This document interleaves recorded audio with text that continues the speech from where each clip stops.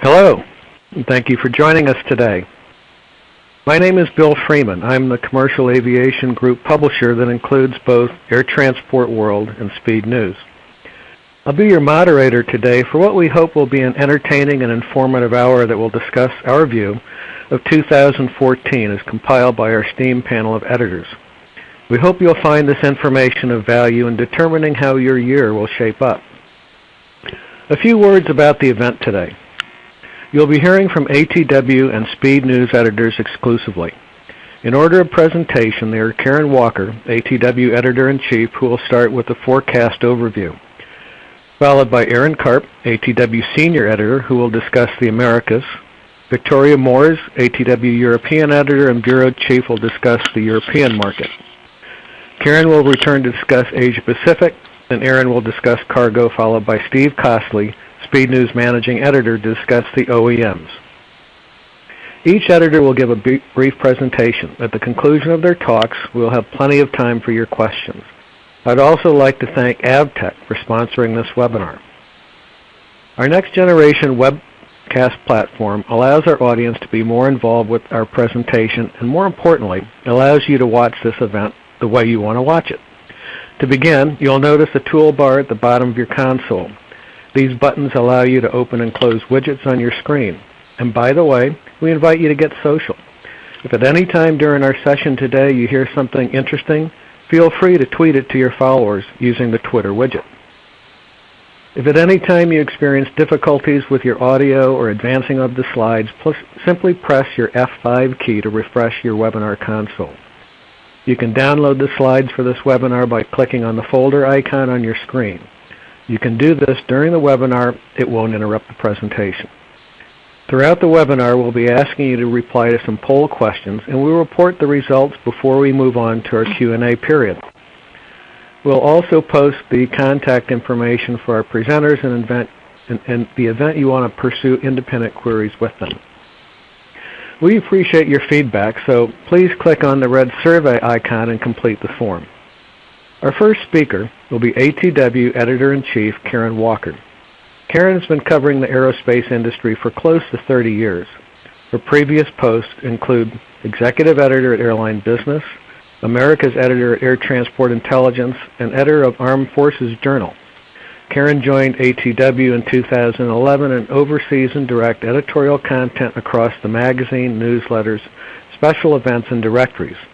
Karen also heads our annual Airline Industry Achievement Awards and annual Eco Aviation Conference and Awards selection process. Karen, you have the floor. Thank you, Bill, and good morning, everyone. I'm delighted to be here, and thank you very much for joining us today. Taking a quick overview of the airline market this past year and where we're headed, there seems to be a cautious sense of real optimism for improved global financial performance, and even a hope that the industry could be entering an era of sustained profitability if airlines are able to continue new revenue-generating practices. That's a relatively new place to be for the airline industry, of course, because this has only made a profit in about half of the years since 1945. IATA expects the global airline industry to generate net profits of $12.9 billion last year and $19.7 billion this year.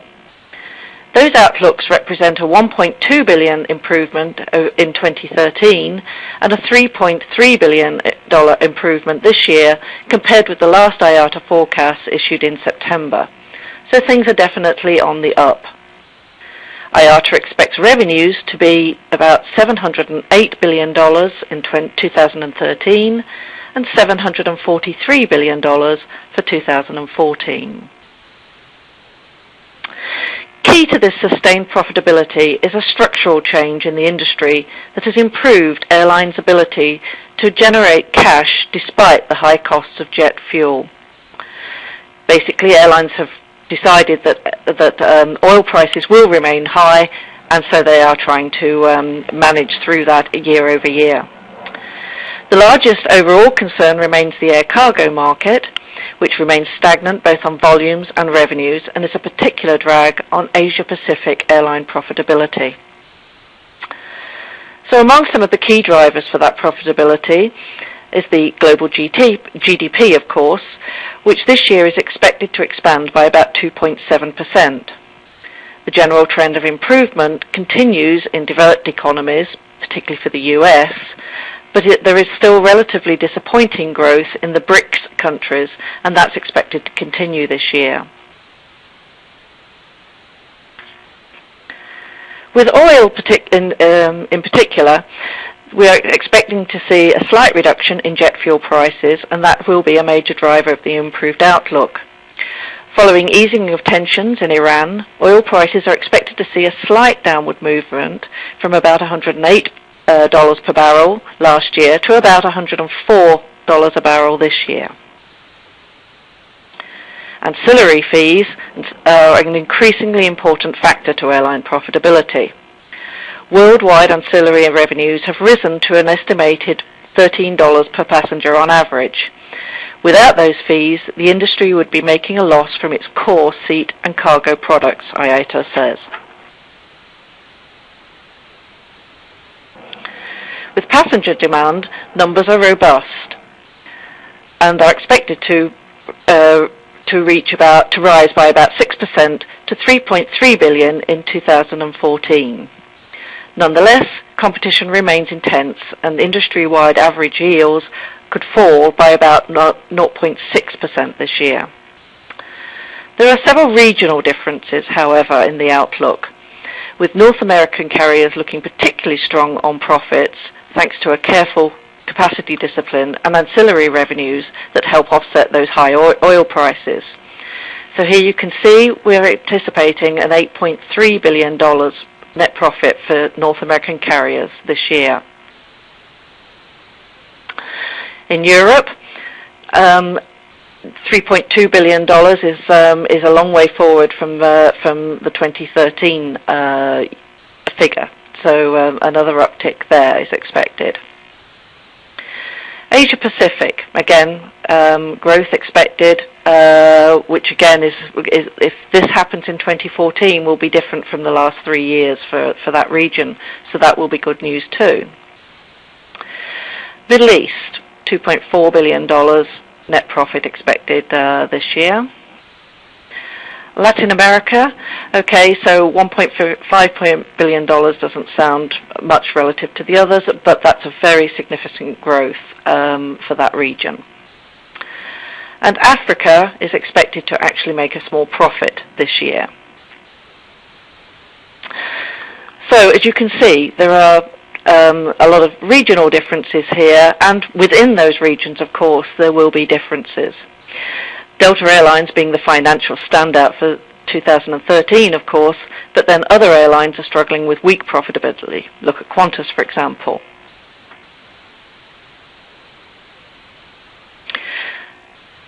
So you're seeing quite a broad range of profitability, but the good news is that all regions are expected to be in the black this year. Another common factor across airlines around the world, full service and low cost, is that load factors are continuing to remain high, with 80% or higher the norm.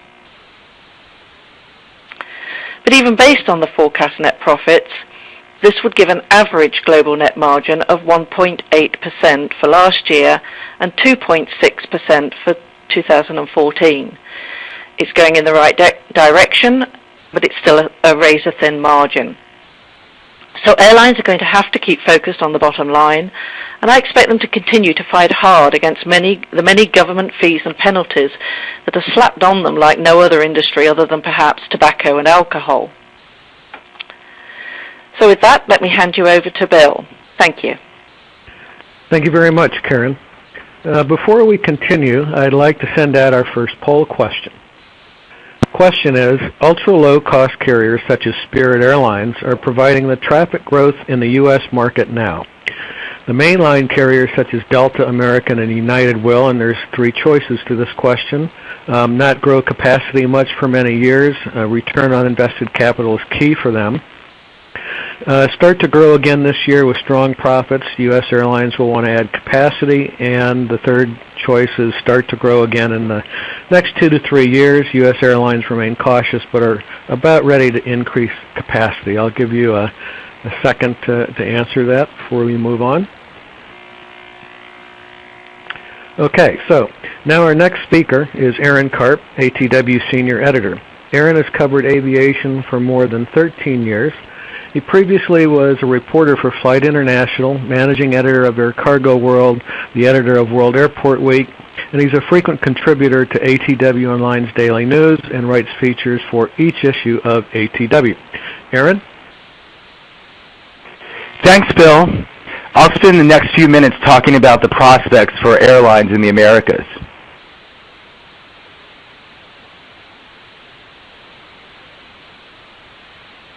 Let's start with the U.S. market. There are 3 big trends that characterize the U.S. airline market: consolidation, profitability, and capacity discipline. The U.S. market has been transformed in recent years by a wave of mergers, including United Continental, Delta Northwest, and Southwest AirTran. But with the closing of the American-U.S. Airways merger in December, it appears that U.S. consolidation is completed, and now 4 carriers control about 83% of the market. As you can see, the New American leads the market with about a 24% share, followed by Delta at 22%, United at 19%, and Southwest at 18%. These 4 airlines are now the dominant U.S. carriers. The rest of the U.S. airlines are fighting over just the remaining 17% of the market. Profitability. After years of heavy losses and a string of Chapter 11 reorganizations, this would have been unthinkable just a few years ago, but U.S. airlines have zoomed ahead of the rest of the world in terms of profits. They did better than the rest of the world in 2013 and are expected to do much better in 2014. This is because, after years of chasing market share above all else, U.S. airlines are now squarely focused on return on invested capital. Delta CFO Paul Jacobson has told me that if Delta can't make money flying a route, it won't fly the route. Delta, in fact, this week reported a very strong 2013 profit that included a 15% return on invested capital for the full year. That's in stark contrast to how U.S. airlines approached things 10 to 15 years ago. As a result of that attitude, U.S. airlines aren't expected to grow much over the next couple of years. The market's growth is coming from ultra-low-cost carriers, most notably Florida-based Spirit Airlines, which is expected to average 22% capacity growth over the next 2 years. Spirit gets a lot of bad press in the general media because they pack passengers as tightly as possible into their A320s and charge fees for nearly all services. But CEO Ben Baldanza has commented that passengers are choosing to nickel and dime themselves, which is why Spirit is growing so fast. He points out that passengers care about price above all else, and Spirit keeps its base fares very low. Southwest and JetBlue are trying to carve out a middle ground in the U.S. market between the legacy carriers and the ultra LCCs like Spirit and Las Vegas-based Allegiant. They're trying to attract more and more business passengers. JetBlue this year will roll out its new Mint transcontinental product, which will feature lie-flat seats and personal suites on JFK LAX flights starting in June. Expect to see Mint rolled out on more JetBlue transcontinental flights going forward, as CEO Dave Barger bets that there is room for more than 2 models in the U.S. market. Now let's look at Latin America. In a relatively short span of time, Latin America has gone from an afterthought in global aviation to a fast-growing market that is one of the world's air transport hotspots. As Copa's CEO Pedro Halbrón has pointed out, the region now has a number of strong carriers with young fleets, which wasn't the case at all 10 to 15 years ago.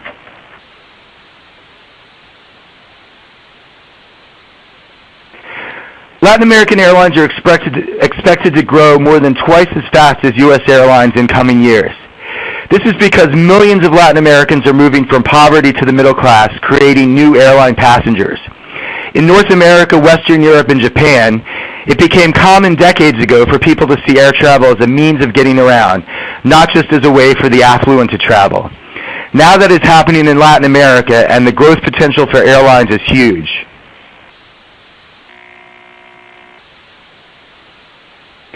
Following the cross-border consolidations of recent years, there are now 3 big airline companies controlling more than half of the Latin American air passenger market. LATAM, the result of the LATAM merger, Avianca, the result of the Avianca-TACA merger, and Panama's Copa Holdings. LATAM controls about 1/3 of the region's traffic.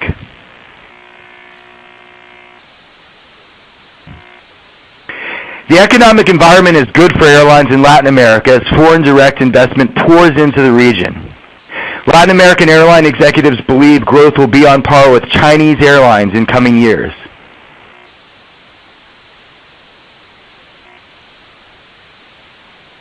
Latin American airlines are now coveted as global partners, and 64% of the region's airlines are now in one of the big 3 global alliances.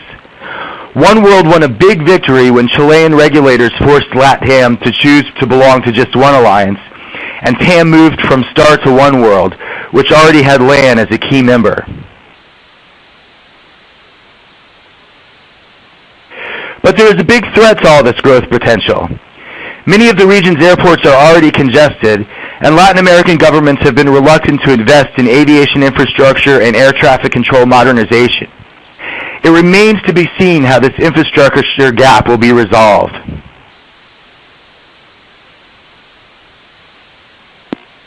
Thank you very much, and I will now send it back to Bill. Thank you, Aaron. And now for our second poll question. The question is, will European legacy carriers be able to continue to restructuring and get labor group buy-in?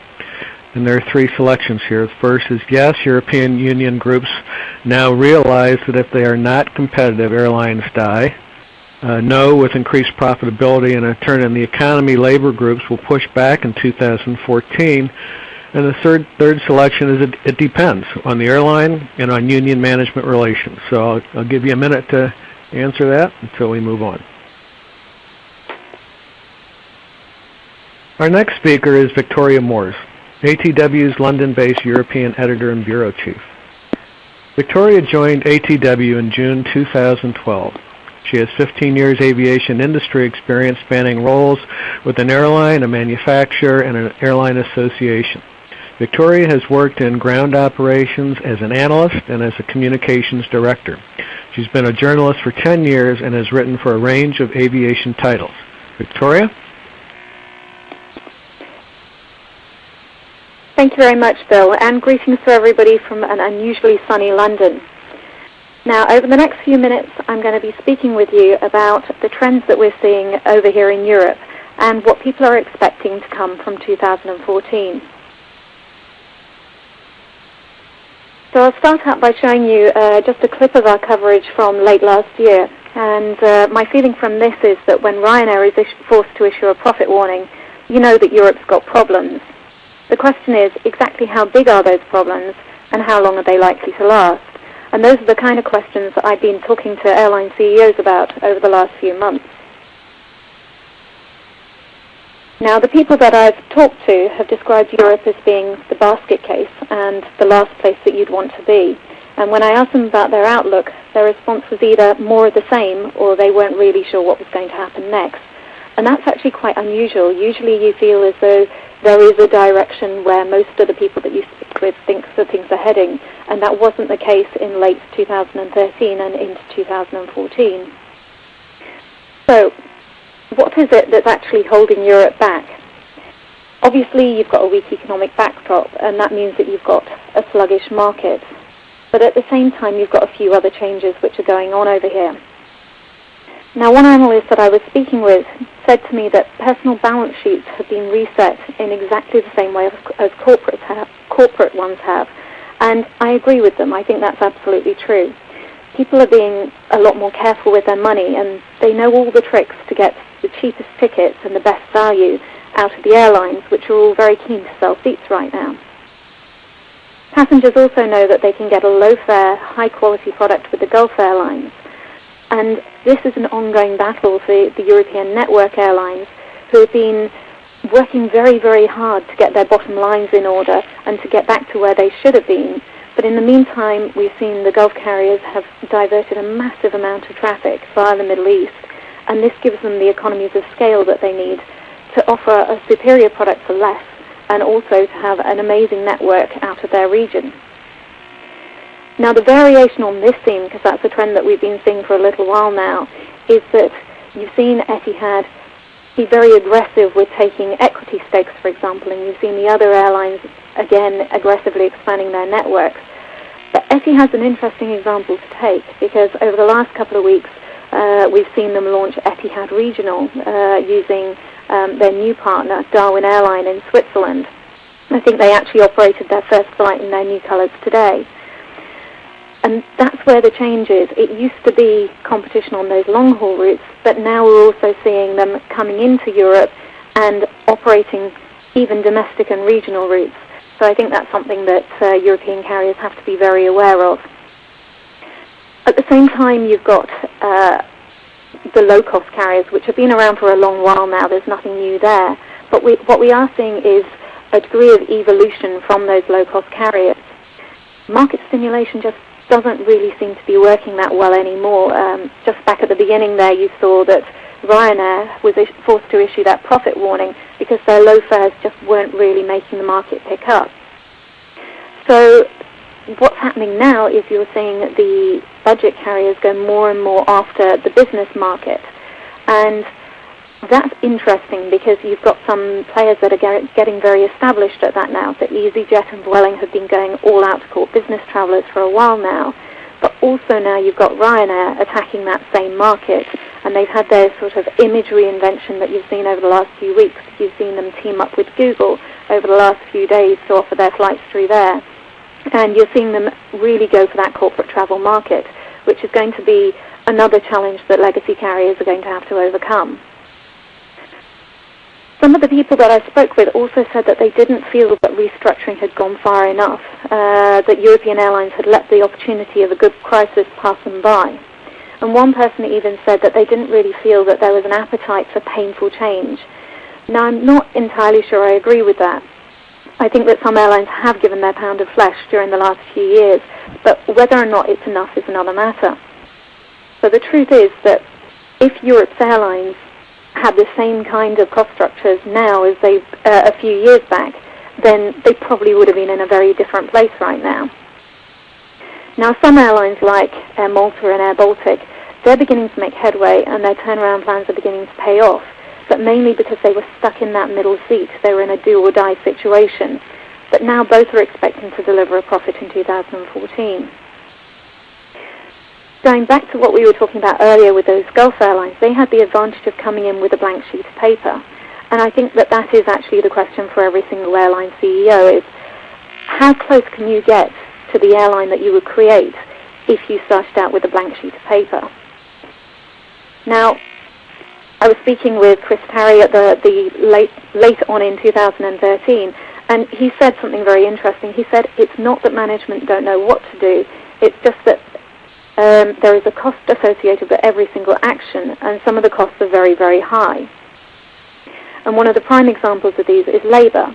And when you've got your staff seeing full aircraft and then going through round after round of cuts, it takes a very, very compelling CEO to make sure that their message is getting through.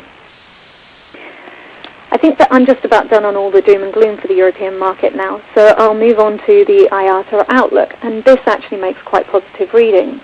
Margins are forecast to increase to 2% in 2014, and that's nearly the levels that European airlines saw back in 2010. So we're seeing a bit of a bounce back there. However, once again, Europe remains second only to Africa, as all of the other regions are storming ahead with margins of between 4.4% and 6.4%, and that doesn't really make our 2% look quite so good. Likewise, in 2014, European net profits are expected to come in at 3.2 billion, and that's nearly double the forecast result for last year, and actually above the 1.9 billion achieved in 2010. let's just hope that any revisions that IATA makes to the forecasts in March, September and December will see these numbers for Europe go up rather than down.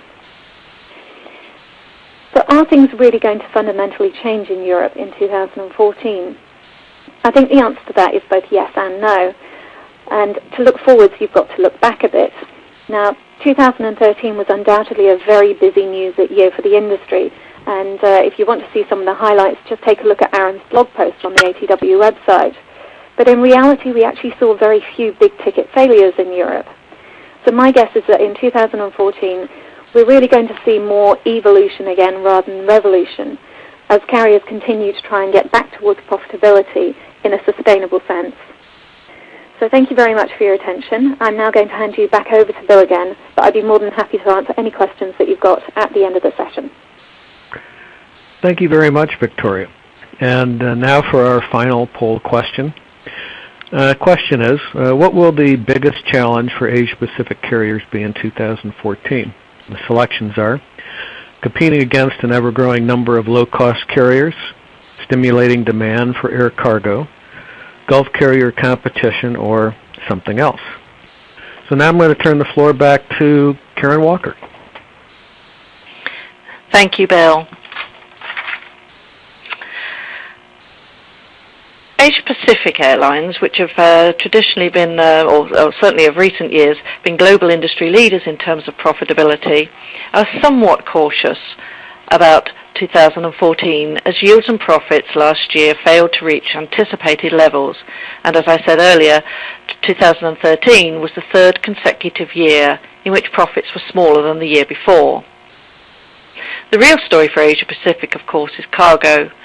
Despite passenger growth across the region continuing at a clip of about 5 to 6%, the stagnant air cargo market means that overall Asia-Pacific airline profitability has not picked up to the levels that were hoped. Asian carriers carry about 40% of the world's air cargo and rely on it for some 20% of their revenue. So this is a definite drag on results. But Asia-Pacific Airlines are expected to post a $3.2 billion net profit for last year, and there remains a lot of optimism for the future, with 2014 profits expected to grow to $4.1 billion. So as I said, at least the tide is turning in the right way. Passenger growth is also seen across all segments and remains strong both across the economy and premium cabins, and is particularly strong in regional short-haul markets with point-to-point narrow-body flights of around 3 hours or less. In the Asian market, in the Asian marketplace itself, there are also some key issues. These include an ever-increasing competitive market against low-cost carrier startups that are proliferating throughout the region. Competition from the Gulf carriers also remains strong, and particularly being seen in new growth markets such as India. And I think that now the consolidation game has pretty much played out among the US carriers, you're going to see some of these US mega airlines return their focus on international destinations, particularly Asia.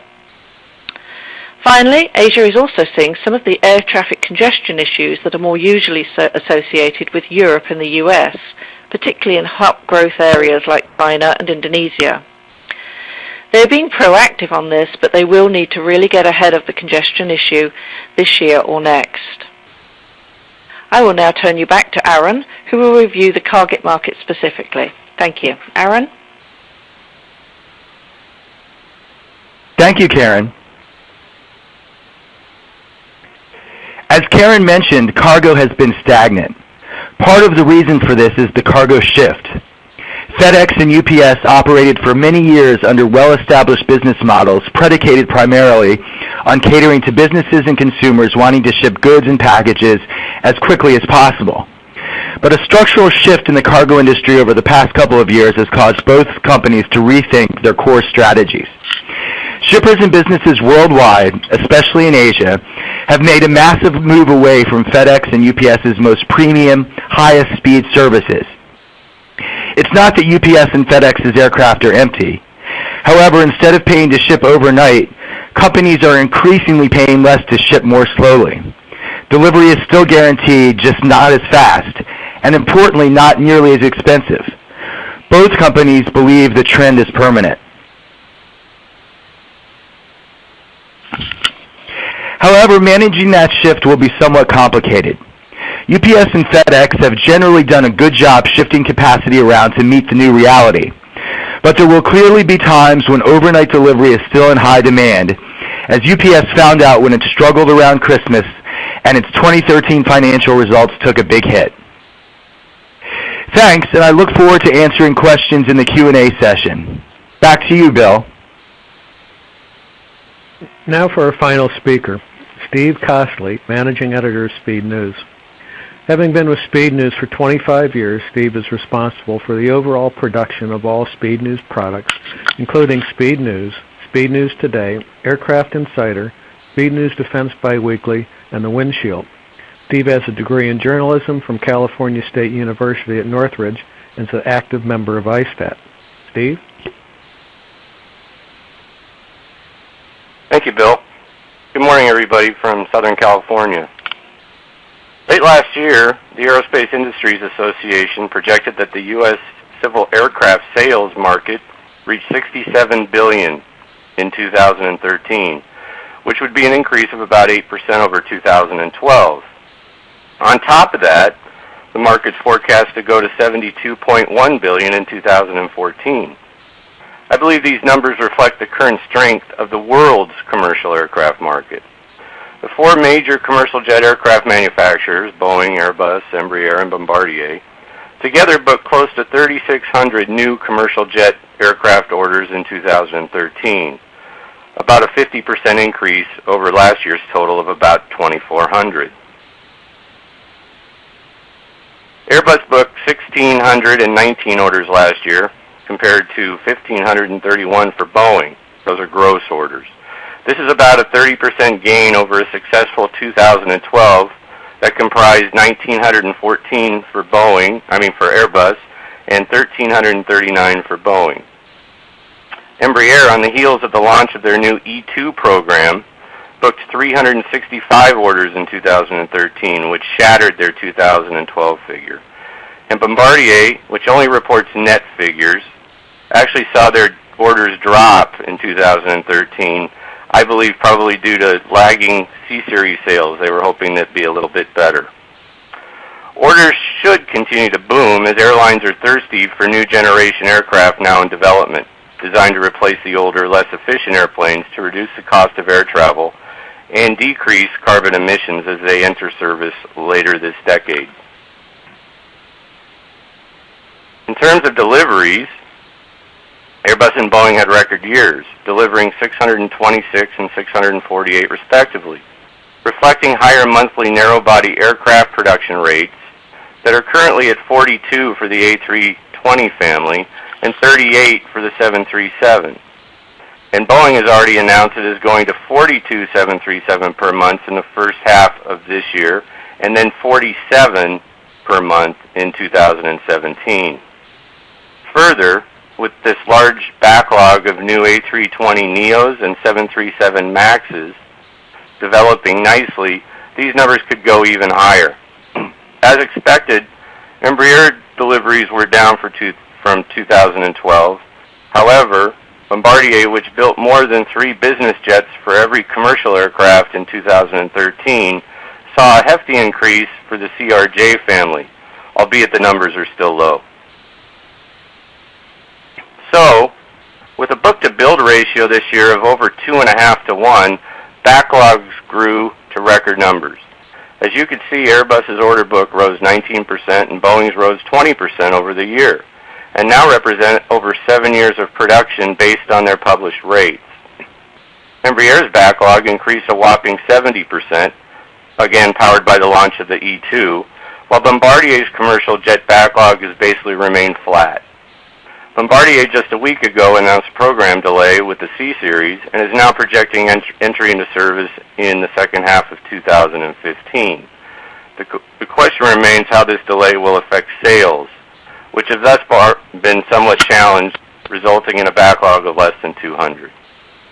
And the lower size level of the commercial jet landscape is becoming fiercely competitive, with new entrants from manufacturers such as Mitsubishi, which this year had to delay its MRJ program, Comac, which is developing the C919, and Sukhoi, which, in partnership with Alenia, is seeing varied success with the Superjet 100, having to date delivered 23 aircraft to 6 customers. And that aircraft is getting good reviews from his first Western customer, Interjet of Mexico. Going forward, we are seeing the creation of some new regional airlines in places outside the U.S. and Europe, in fact, even in the Middle East. But whether they will buy small jets is uncertain, as right now the main focus of interest seems to be for the Airbus and the Boeing narrowbodies. As for the turboprops, just this morning, ATR announced that it delivered a record 74 aircraft in 2013, up from 64 in 2012, and booked orders for 89 versus 74, increasing its overall backlog to 221. It is still on the fence as to whether to launch a 90 or 100-seater. It has delivered its plan to shareholders who are studying it, but ATR says it sees no imminent decision soon. Bombardier announced this week that Q400 deliveries were down in 2013, 29 versus 36 a year ago, and it booked only 17 net orders, down from 50 a year ago. It remarked late last year that the turboprop market isn't as large as it would have to be to launch a new aircraft, so I don't expect to see one in the near future. However, at the Dubai Air Show, Bombardier did launch an 86-passenger extra capacity seating configuration for the aircraft. Boeing's 2013 current market outlook calls for the delivery of 35,280 new commercial aircraft, worth about $4.8 trillion over the next 20 years, citing increased demand for its single-aisle jets from the growth of the LCCs and airlines in emerging markets. It's important to note that Boeing forecasts regional jet deliveries where Airbus does not. Both PAX and freighter aircraft are projected to grow at about 5% annually, with the Asia Pacific region taking about 36.6% of the total aircraft. Airbus is forecasting delivery of 28,355 new aircraft, worth about $4.1 trillion, to satisfy 4.7% annual traffic growth. So as you can see, the numbers are fairly similar. However, it's important to note that Airbus is projecting delivery of 1,334 very large aircraft, i.e. the A380 market, almost double the number that Boeing forecasts. Airbus expects 10,400, or 36% of the total deliveries, will be for replacement, while Boeing is looking at about 41% for replacement. So again, their numbers are quite similar. As for their deliveries for next year, usually they come out this time of year. Boeing will probably be announcing what they expect to deliver during their conference on January 29th, followed by Airbus later in February. So in conclusion, to leave you with this, at last year's SpeedNews annual Commercial Aviation Industry Suppliers Conference, analyst John Walsh of Walsh Aviation said that he believes the current ramp-up in aircraft deliveries from Boeing and Airbus will lead to supply-side bubble, with a possible market correction beginning in 2016 or 2017. I guess we will see. Back to you, Bill. Thanks, Steve. I'm now going to share the results of our live poll questions with you. So if we can see the results of the first one. Ultra-low-cost carriers such as Spirit Airlines are providing the traffic growth in the U.S. market now. The mainline carriers such as Delta, American, and United will. It looks like the overwhelming answer was start to grow in the next 2 to 3 years. Airlines remain cautious but are about ready to increase capacity. Almost 60% of you thought that. Let's go on to the next question. Will European legacy carriers be able to continue to restructure and get labor group buy-in? Again, there was an overwhelming answer, and that was it depends on the airline and the non-union or the on union management relationships, and again, almost about 60% of you think that way. Then the last question. What will be the biggest challenge for Asia-Pacific carriers in 2014? This one seems to be split between competing against an ever-growing number of low-cost carriers at 40% and Gulf carrier competition at 38%. Interesting results. Okay, we're going to head on off to the Q&A session right now, and we've got looks like we've got a lot of questions, so we'll try to get through as many as we can. The first question that I'm going to pose to the panel: does the LCC model have enough potential to grow and become an important player in Latin America air traffic in 2014? I'm going to throw that over to Aaron. Yes, I do believe so. I spent some time down with Interjet in Mexico last year, and Interjet is the second biggest airline in Mexico. They've got basically an LCC model where there's no business class, and they keep fares relatively low, they keep costs relatively low, and they're growing very well. The truth of the matter is that there's so much growth potential in Latin America that I think all business models stand a good chance. And certainly one of the keys to the growth in Latin America, as I mentioned before, is that it's now becoming more and more common for middle-class people to see air travel as a way of moving around. And I was mentioning New Mexico. 7 years ago, only 5% of Mexicans on an annual basis took an airline flight. Now that's up to about 15%. And the Interjet CEO told me that he believes that could easily grow to 35%.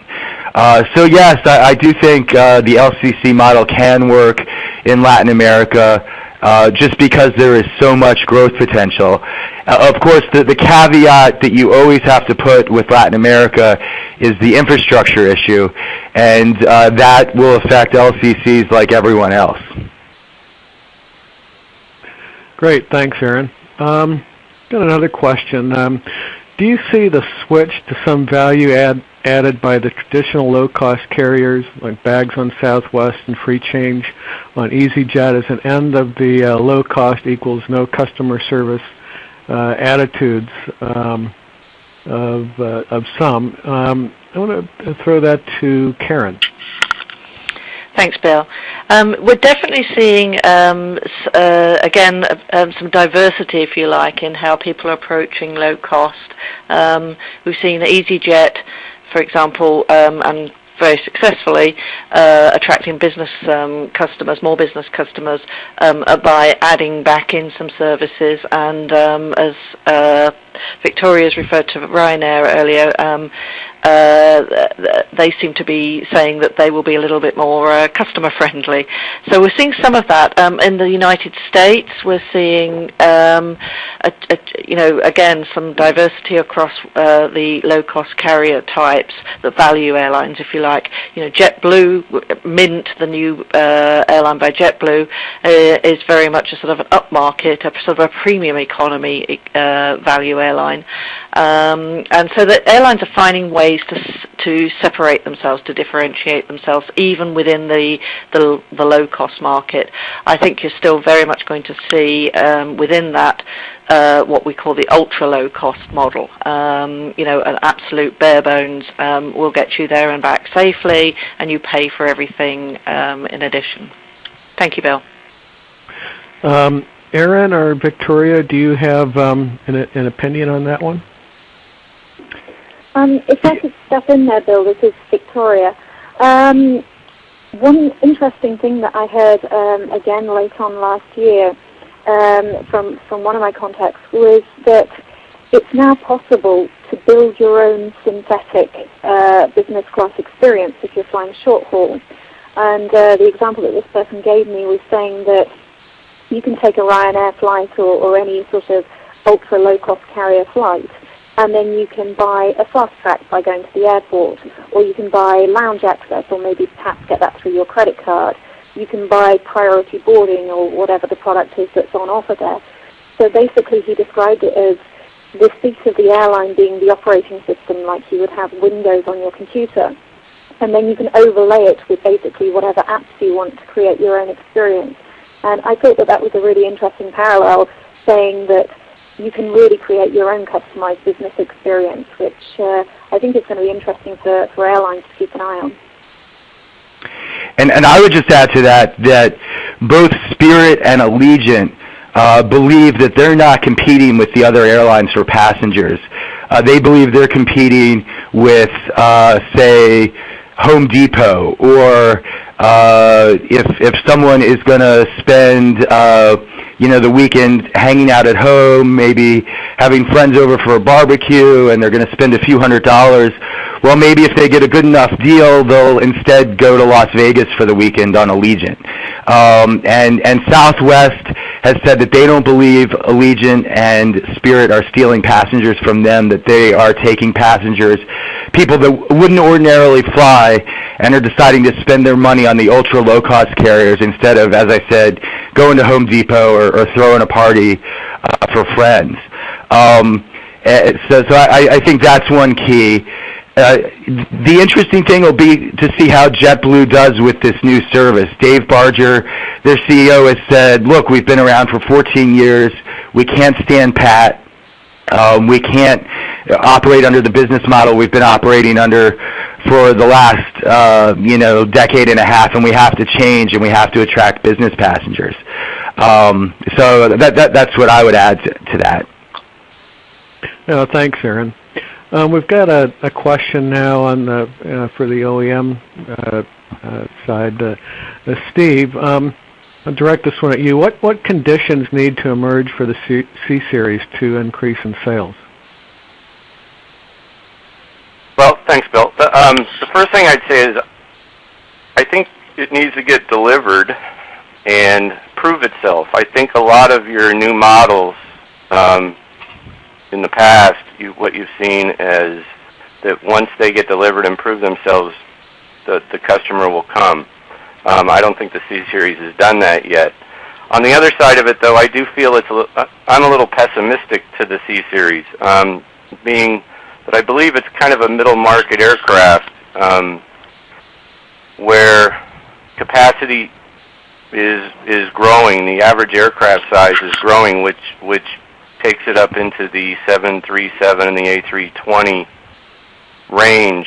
So I'm not sure a lot of airlines, if they're going to buy a plane that size, they'll just go ahead and get a MAX or a NEO. So I'm a little pessimistic when it comes to that. But I do think the biggest thing that has to happen is it has to start proving itself, and it hasn't done so yet. Okay, thanks, Steve. We actually have a question from Twitter. Somebody's using our Twitter feed. And I'm going to direct this one to Aaron, and it seems like we've got a lot of questions on low-cost carriers. So the question is, do low-cost carriers have potential to grow in LATAM? Yes, as I said, the growth potential in Latin America is so huge that I think all business models down there are very much in play. And I think the low-cost model particularly has an appeal because one of the problems in Latin America has been that fares are so high.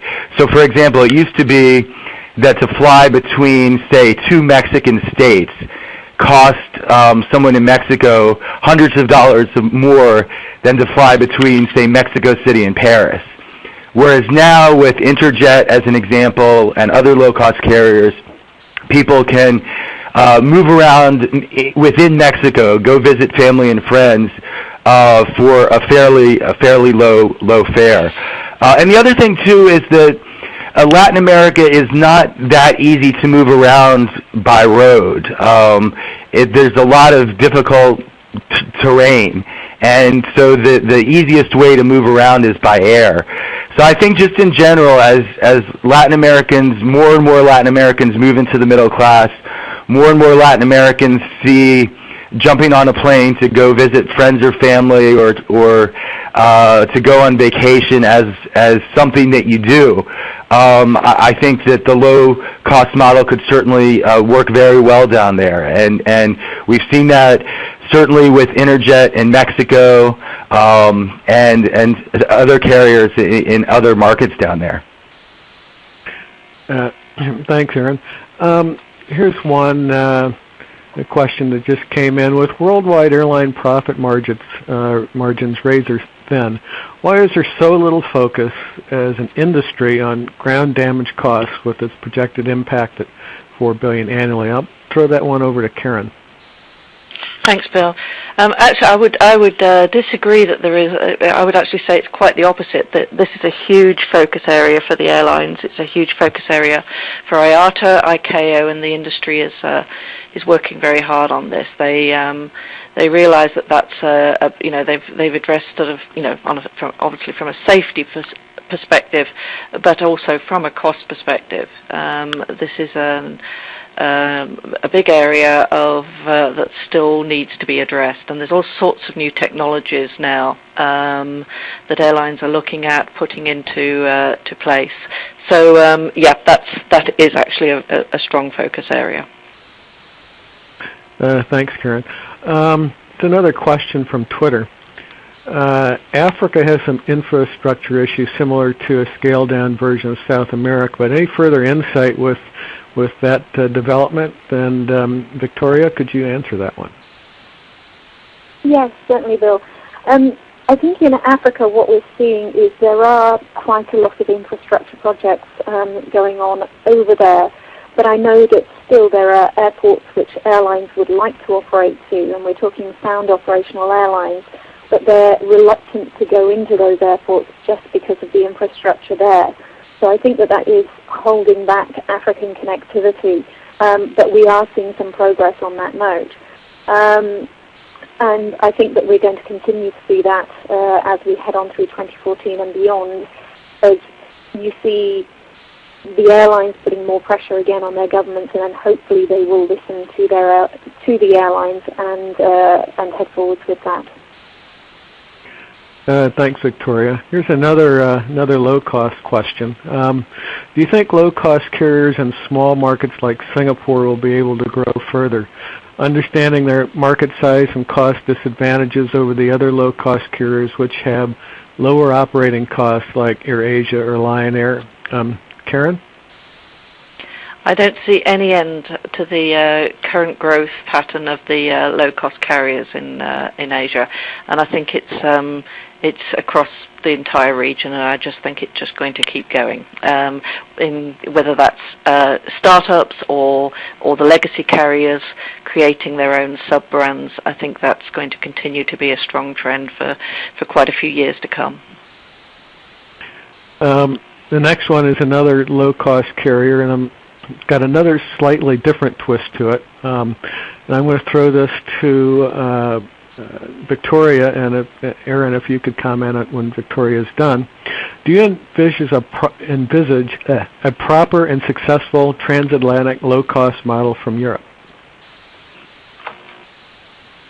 Thank you, Bill. Well, we've already got a low-cost carrier operating from Europe, and I believe probably the person who posed this question was relating to that slightly, and that is that Norwegian is operating transatlantic with their 787s, although obviously they've been going through quite a lot of issues that they're tackling with Boeing at the moment with that, which is deflecting slightly from just the fact that they have tried to go ahead with this transatlantic low-cost model. The answer to the question is I think it's still unproven. I think that it's still very much testing the water, and speaking to people around the industry about how they think that Norwegian is doing on that transatlantic venture, I think that the jury is still out. So I think that we're going to need to see this being sustained for a while longer yet, and to see Norwegian really basically being able to keep up with their own growth plans, because they are expanding pretty ambitiously there, and nobody else, to my mind, really seems to be trying to get into that market. They're still watching this space. Bill, this is Karen. I would just very quickly add, I'm hearing a lot of skepticism about that transatlantic low-cost model. And I would add that it will be interesting to see how Air Canada does with Rouge, which is their new low-cost leisure carrier. And they believe that by reconfiguring 767s and flying them across the Atlantic with 20% more seats than the 767s in their mainline fleet, that they can have a lot of success there. They've said that the higher capacity 767s are about half the cost difference comes between the LCC and the mainline. So I would keep an eye on Rouge and how Air Canada does with that, flying across the Atlantic Ocean. I think that's going to be a very interesting experiment, and it's something that Air Canada is really banking on to help turn around their finances.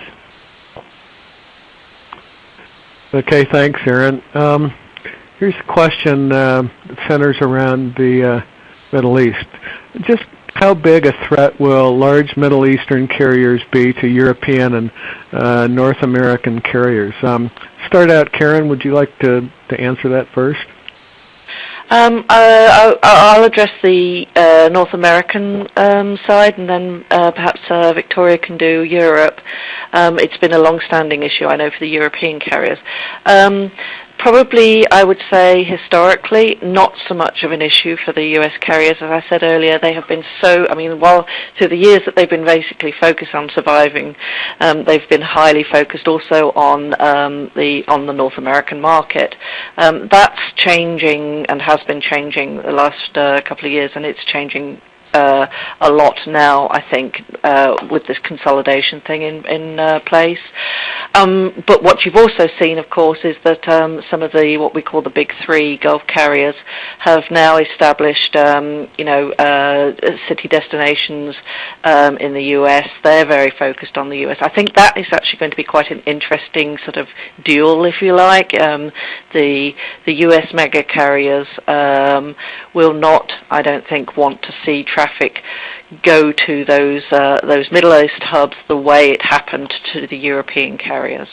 Victoria, do you have thoughts on Europe? Yeah, absolutely. I think that I would actually turn this question slightly away from the original direction, away from it being between Middle East carriers and European carriers, and more to do with the operating environment in which those particular airlines are working. So I don't think it's to do with what the European airlines might want to do against the European carriers, against the Middle East carriers.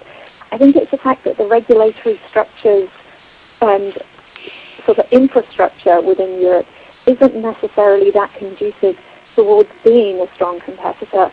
So, for instance, you look at how long it takes to build a new runway over here.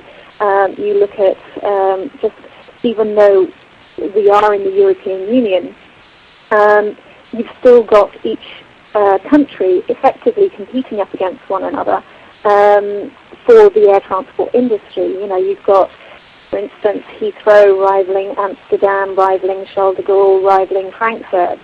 So you've got internal competition within Europe between those countries, and then you don't necessarily have the policy within those countries to be able to then develop your air transport industry.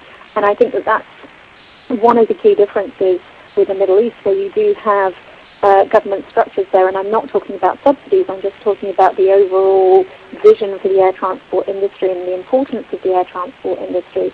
It just does not seem to be recognized in the same way in Europe.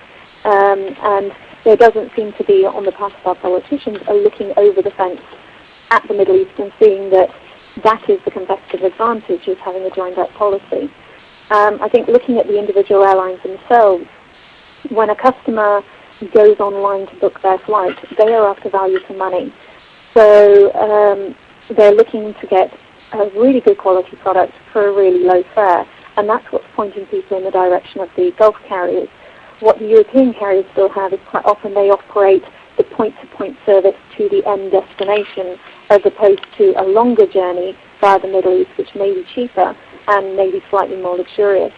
I think that the initial issue that the Gulf carriers may have had in Europe, which was one of trust, just building up the knowledge of the brands, I think you are beginning to see that that's not so much of an issue anymore. People do trust Emirates, Qatar, Etihad, and they do recognize them as being a high-quality product. The challenge for European airlines is to make sure that customers perceive them as having a good value, high-quality product as well. And I think they're a bit on the back foot on that at the moment. Thanks, Victoria. I want to just address the audience for a second. We've got literally hundreds of questions, and we're gonna try to extend this for a couple more minutes and get a few more questions in before we sign off. I know we promised an hour, but since there's a lot of interest, I'm just going to keep asking a couple more questions. I'm going to throw one to Steve. We're expecting any. Are we expecting any further demand for the 747-8?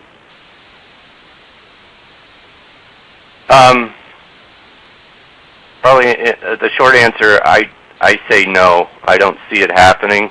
Boeing's already seeing that in the near future, where they've cut back on their production rate of that aircraft just because it's the market's calling for that. I sense that I'll take away the A380, but the 4-engine airplane is kind of going by the wayside as the A340 was finished last year, and I see there will be a niche for 747s here and there, especially maybe as freighters, but I actually don't see them emerging at all as passenger airplanes, especially with the 77X coming to market. With that size of an airplane, it kind of cuts the 747 under. Thanks, Steve. I'm going to move on to questions about the pilot shortage. How will the anticipated pilot shortage, coupled with new regulations regarding crew rest, affect the industry? And I'm going to throw this one to Karen. Thanks, Bill. What I'm hearing here on this issue is that it depends where you look. In some areas there is a pilot shortage issue. In other areas, not. Clearly, an obvious is in Asia with all the low-cost carriers that are coming up, and so. And on the one hand, you could say, well, yes, people are talking about a pilot shortage. On the other hand, the industry is very much looking after that problem itself. Manufacturers, Boeing, Airbus in particular, are working with the airlines. They know this is coming. They know they've got all these new aircraft coming in, and you're seeing a lot of training centers being set up, simulator centers, on top of the centers that the simulator manufacturers themselves are creating. So actually, that people most places are seeing this trend coming and preparing for it. The one area where we're seeing a shortage is in Russia, what I would call a more genuine, definite pilot shortage. They are importing foreign pilots for the first time, or allowing that. So there's going to be some fierce competition. I think maybe the bigger issue here for the airlines themselves, anyway, is labor costs. Just like any other commodity, if there's a perceived shortage, there's more pressure for higher salaries. Great, thanks. I'm going to try and get a couple more questions. Victoria, do you expect any further consolidations like Air France, KLM, or purchases in Europe? In relation to this one, I would say obviously quite a lot of the equity investment that you're seeing right now into European airlines, where that's happening, it's tending to come from the Gulf or private investors. Will it come between those airlines themselves? Well, we've seen sort of the situation with Alitalia and Air France dragging out for a while there, and then sort of finally Air France seeming to take a bit of a step back. I personally don't really believe that we're going to see the big European carriers necessarily rushing out and buying stakes or buying up other airlines. I think you can draw a bit of a contrast here. You saw sort of Air France, KLM coming together, and then the various Lufthansa carriers coming together. But to a degree, they did that when they still had their legacy structures, and then they came together, and then they had to deal with then the size that they had created through that consolidation, which takes up management attention, and it means that you've got to deal with simply integrating the companies themselves as well as doing your day job. I think that the difference that you have when the Gulf Airlines have come along and like Etihad taken up the stakes in the various airlines is they had that clean sheet to begin with, and then from that clean sheet they then went out and bought these equity stakes. So they didn't have sort of almost two legacy companies coming together to then have to sort out. So my personal feeling is, are we going to see any sort of big ticket purchases among those airlines? My guess would be not, and certainly not in 2014. But market, go ahead and prove me wrong. Thanks, Victoria. And I thank everybody for attending today. Thank you for all your questions. We're coming to the end of the webinar now. Our speakers have provided us with their contact details, so you can follow up with them if you have further questions. Also, please remember to complete your survey response so that we can continue to bring high-value content to you through these forums. Before we sign off, I'd like to thank our panel once more, Karen Walker, Aaron Karp, Victoria Moores, and Steve Costley. And I'd also like to again thank Avtec for being our sponsor today. I'd like to remind you that the webcast on-demand version will be available at atwonline.com within about the next 48 hours and will be available for 1 year. And thank you all for joining us today.